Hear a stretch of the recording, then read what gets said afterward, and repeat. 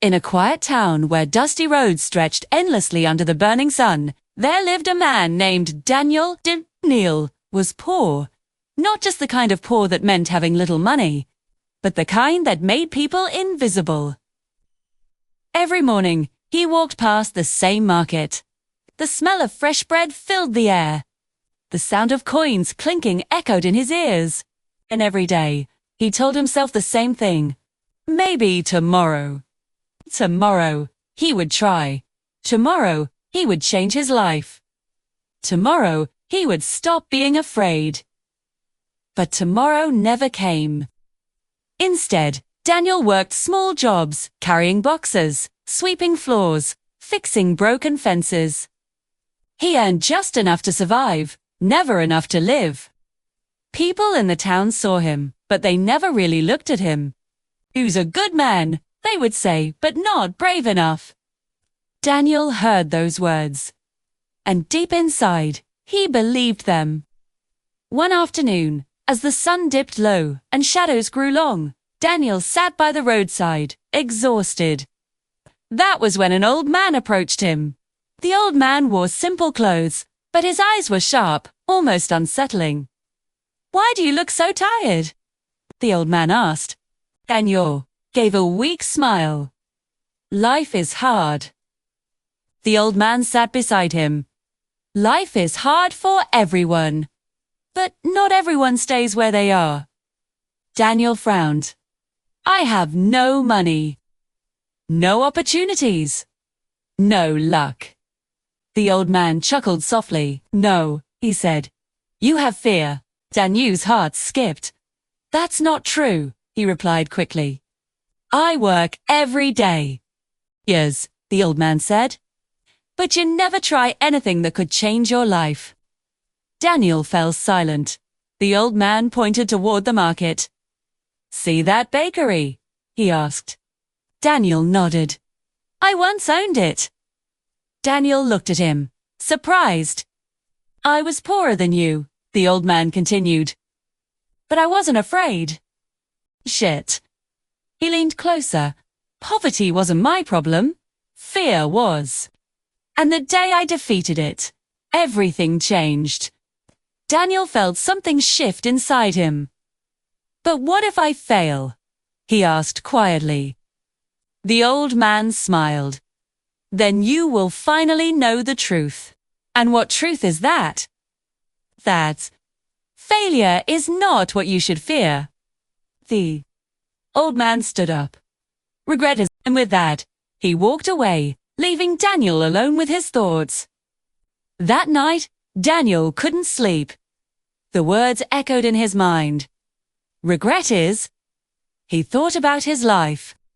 All the chances he had ignored, all the risks he had avoided, all the times he had said, "Maybe tomorrow." Suddenly, he realized something terrifying. He wasn't trapped by poverty. He was trapped by fear. Fear of failure. Fear of judgment. Fear of losing the little he had. And for the first time in his life, that truth scared him more than being poor. The next morning, Daniel stood in front of the bakery. His heart pounded. His hands trembled. "Just go in," he whispered to himself. But his feet wouldn't move. What if they laughed at him? What if they rejected him? What if he wasn't good enough? If he turned away? Then he stopped. The old man's voice echoed again. "Regret?" As Daniel clenched his fists. "No more tomorrow," he said. And this time, he stepped forward. Inside, the bakery was warm and alive. The owner, a middle-aged woman, looked up. "Yes." Daniel swallowed. I want to work here." She raised an eyebrow. "Do you have experience?" "No," Daniel admitted.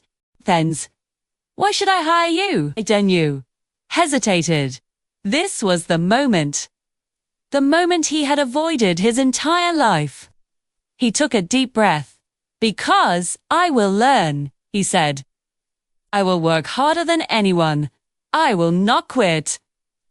The woman studied him carefully. There was something different in his eyes. Not confidence, but determination. So, after a long pause, she nodded. You start tomorrow. The first weeks were brutal. Daniel burned bread, dropped trays, made mistakes every single day. Customers complained. Workers laughed. The owner scolded him. Many nights, he wanted to quit. This is too hard, he thought. But every time he felt like giving up, he remembered the truth. Fear had kept him poor. Fear had kept him stuck. And he refused to go back, so he stayed. Months passed. Slowly, things began to change. His hands became steady, his movements became precise. His confidence began to grow. One day, the owner watched him carefully. You've improved, she said. Daniel smiled. Thank you. She crossed her arms. Have you ever thought about running your own stall? Daniel froze. His old fear returned instantly. Oh, I don't think I'm ready. The owner shook her head. Nay, no one is ever ready. Daniel looked down. The familiar voice in his head whispered, What if you fail? But this time, another voice answered, What if you don't try? A week later, Daniel stood in the market again, but this time something was different. In front of him was a small wooden table. On it were freshly baked loaves of bread. His bread. People passed by. Some ignored him. Some looked curious. Daniel's heart raced. This was it. The biggest risk he had ever taken. Hours passed. No sales. Doubt crept in. Maybe I was wrong, he thought. Maybe I should have stayed safe. He was about to pack up when an old woman stopped. How much? She asked. Daniel blinked. 2 coins, he said. She bought a loaf. Then another customer came. Then another. By the end of the day, everything was sold. Daniel stood there, stunned. Not because of the money, but because of what he had just proven. Weeks turned into months. The small table became a small stall. The stall became a small shop. People began to recognize him. Daniel, the baker, they called him. The same people who once ignored him now respected him. But Daniel knew the truth. It wasn't the bread that changed his life. It was the moment he chose to act despite fear. One evening, as he closed his shop, he saw a familiar figure. The old man. Daniel ran to him. You were right, Daniel said, his voice full of emotion. The old man smiled. About what? Daniel took a deep breath. Poverty wasn't my problem. He looked the old man in the eyes. Fear was. The old man nodded slowly. And now? Daniel smiled. Now I'm not afraid anymore. The old man placed a hand on his shoulder. Good, he said, because that is the only wealth that truly matters. And as the sun set over the quiet town, Daniel finally understood. He had never been poor. Not really. He had simply been afraid. And the day he defeated fear was the day he became free.